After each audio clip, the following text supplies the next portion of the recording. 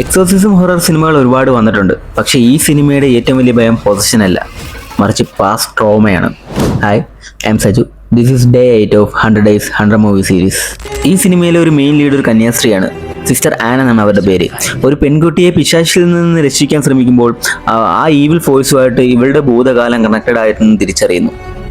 ഓരോ exorcism സീനിലും tension, ഓരോ ഡയലോഗിലും uneasiness. പക്ഷേ ഏറ്റവും ഡിസ്റ്റർബിംഗ് ആയത് ആ പിശാച് അവളുടെ മനസ്സിലേക്ക് സ്ലോലി കയറുന്ന നിമിഷങ്ങളാണ്. Faith versus fear, past versus survival.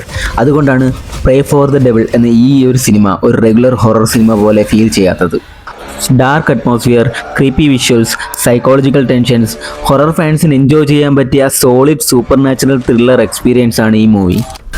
കൂടുതൽ മൂവീസിനായി ഈ ചാനൽ ഒന്ന് ഫോളോ ചെയ്ത് വയ്ക്കൂ. അപ്പം അടുത്ത വീഡിയോ കാണാം.